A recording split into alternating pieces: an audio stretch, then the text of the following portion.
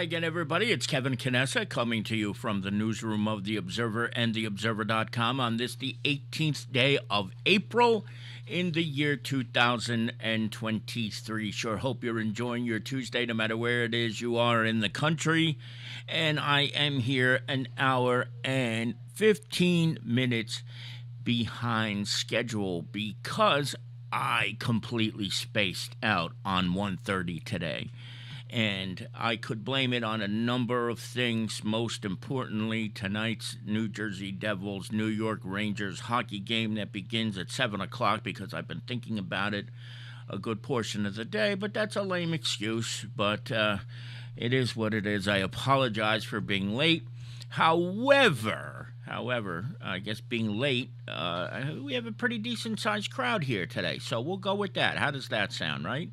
Let's just go with that. My Uncle Mike is watching us from Carlsbad, California. He is a fan of the New York Rangers Hockey Club that finds itself visiting the Prudential Center in downtown Newark, New Jersey tonight, starting at 7 p.m. Eastern Time, 4 p.m. Pacific Time. You can watch that game on MSG Sports Network, or you can watch it on TBS on your local cable stations tonight. The local broadcasts will be on MSG and MSG Sports Network, and the national broadcast with Kenny Albert will be on the TBS network. So, Uncle Mugga, good luck to the New York Rangers. It's going to be a battle tonight. It's going to be a battle in the next 7 games, is what I can only imagine is going to happen in this series. And I won't get into hockey because none of you are really here to hear me talk about hockey. I don't think. I know Uncle Mike is here, and we would usually discuss hockey. And all I know is I'm a nervous wreck. It's 4 hours before game time, and I just can't even take this. And Annie is here. She, of course, is a very big Devils fan, too. So at least I have somebody in my corner today as we wait for game number 1 of this. You know, this scheduling and the way this whole thing works stinks. That you got 2 good teams like this playing in the first round. They shouldn't be playing each other in the first round. It should be something that happens at the end of the conference finals, but not now. Manny says we got this. Manny, of course, is as big a Devil fan as I've ever known in my life, so we got a lot going on here. You know, this is the first time since what did they say was 1994 that all 5 teams made it. The winter teams: the Knicks, the Nets, the Devils, the Islanders, and the Rangers. First time since 1994 that happened, and the first time since 2007 that the 3 hockey teams are in the postseason. So it's gonna be nuts tonight, on Thursday night, on Saturday night. You just name it, it's going to be wild. So we had a lot of Devil fans showing up here tonight on this Tuesday afternoon. So we'll see what happens, but don't forget, the game starts 7 o'clock tonight. Puck drops 7 o'clock, 7:07. I don't know where they come up with these crazy start times, but the puck will be down at 7:07, and you can see that game on MSG if you live nearby, or on TBS if you do not have the MSG network or a package or are in the local tri-state area. So it's going to be a hell of a lot of fun. Let's enjoy it. This week's newspaper begins with a story about the Cherry Blossom Welcome Center in Branch Brook Park over in Belleville. And this is really cool. We sort of didn't know what was going on. Lisa and I, a couple of weeks ago, as some of you who are watching may recall, took a trip over to Branch Brook Park, and we went to take pictures of the cherry blossoms. And when we got there, we pulled into the Welcome Center lot, and it was all blocked off, and we couldn't figure out what the heck was going on. So it turns out that Essex County Executive Joseph DiVincenzo Jr. and the Board of Commissioners in Essex County have come up with this incredible plan where they're going to redo the Welcome Center. And the picture you can see on your screen right over here is a rendering of what it's going to look like when it's done. And they're suggesting that it'll probably be done by the fall. So we're hoping, and it should be done by like October. Of course, it doesn't affect this cherry blossom season, but it will be done for next year. We're right in the middle of it right now. The leaves are already in some areas starting to fall off, but this is going to be a beautiful center. Joe DiVincenzo put in a lot of work here, and it's going to look really, really nice when all is said and done. They're redoing the bocce courts as well. We have a close connection to the bocce boys. There's a group of senior citizens who go over there and who play bocce every single day, and that should be really, really nice. So great job out of Joe D, and we're glad that we brought that to you now. And there was just people wondering what the heck's going on over there. You can only go in one direction. You can't park. You can't really. There weren't a lot of parking spaces, and you can't go in to the Welcome Center. So that's the reason why. And this time next year, it'll be ready to go.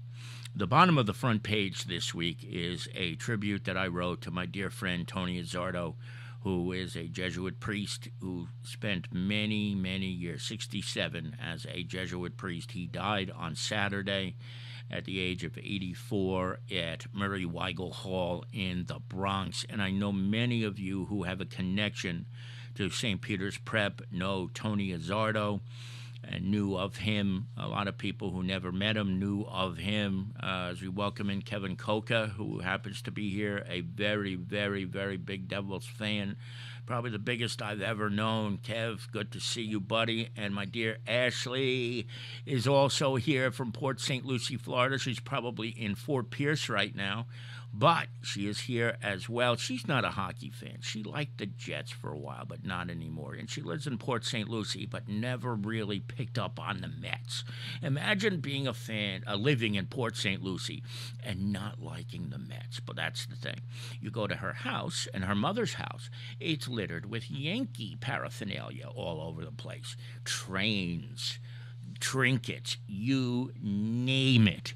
And Dorothy has it all over the house. It's a beautiful home, don't get me wrong, but it just has this horrible Yankee memorabilia all over the place. But she says, this is why I love Ashley so much. She's a Kevin fan, and that's all I need. I don't need her to be a Devils fan. I don't need her to be a Mets fan. I got all I need from my Ashley, so it's good to see her here too.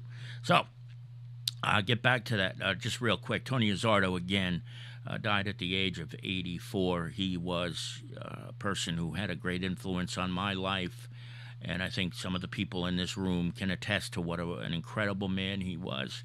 You know, he was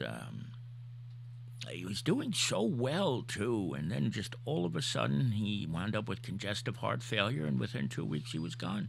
He went to hospice care, and he knew it was his time, and he was ready to accept the fate that he was given, and he died peacefully under his own terms, and that is as beautiful as it gets. So Tony's wake is Thursday at St. Peter's Prep from 1 to 7 p.m.